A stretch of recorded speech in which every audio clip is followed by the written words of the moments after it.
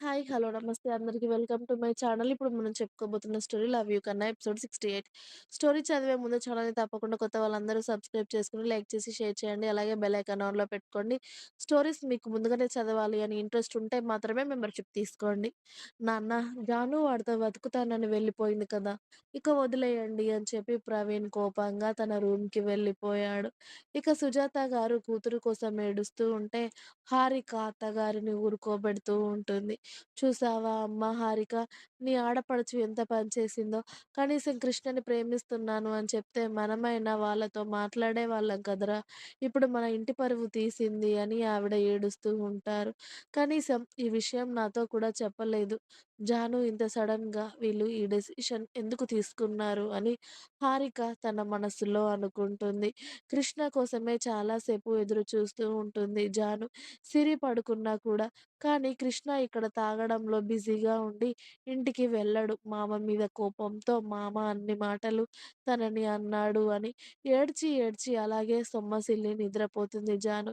ఇక అర్ధరాత్రి 2 గంటల సమయంలో మెల్లిగా కడుపులో నొప్పి మొదలవ్వడంతో జాను మెల్లిగా అటు ఇటు కదులుతూ ఆ నొప్పి తీవ్రత ఎక్కువ అవుతూ ఉంటే అమ్మా అని అరిచిన అరుపుకి సిరి కూర్చుంటుంది. జాను ఏమైంది అని సిరి కడుపు నొప్పిగా ఉందే.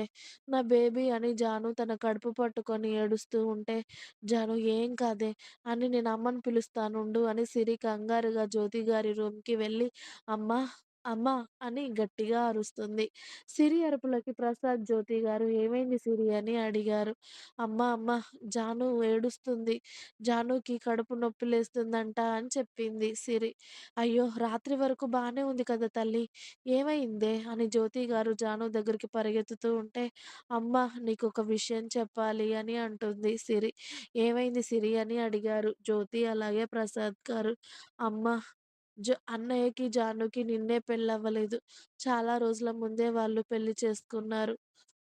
జాను ఇప్పుడు ప్రెగ్నెంట్ అమ్మా అని చెప్తుంది సిరి. అంతే ఆ మాటకి జ్యోతి ప్రసాద్ గారు షాక్ అయ్యి, దేవుడా!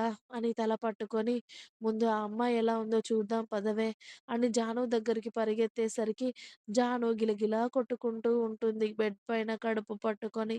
తనని అలా చూసి అమ్మ జాను ఏం కాదమ్మా అని జ్యోతి గారు కూడా ఏడుస్తూ తనని ఓదారుస్తూ ఉంటే, అత్తయ్య నా బేబీ అత్తయ్య కడుపు చాలా నొప్పిగా ఉంది. అని జాను ఏడుస్తూ ఉంటే చాలా బాధగా అనిపిస్తుంది సిరి, జ్యోతి ప్రసాద్ గారికి. ఏవండీ జానుని హాస్పిటల్‌కి తీసుకెళ్దాం పదండి అని జ్యోతి గారు ఏడుస్తూ అడుగుతారు. నేను కార్ తీసుకొస్తాను జ్యోతి. అమ్మాయిని మీరు మెల్లిగా బయటికి తీసుకురండి అని ప్రసాద్ గారు కూడా కంగారుగా కార్ తీసుకురావడానికి వెళ్లారు.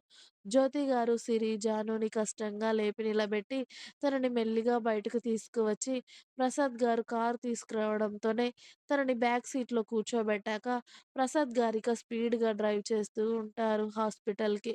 "అత్తయ్య నా వల్ల అవ్వట్లేదు అత్తయ్య. నా బేబీకి ఏమైనా అయితే నేను తట్టుకోలేను అత్తయ్య.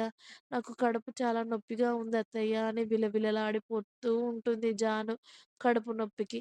"ఏం కాదు తల్లి. అంతా బానే ఉంటుంది తల్లి.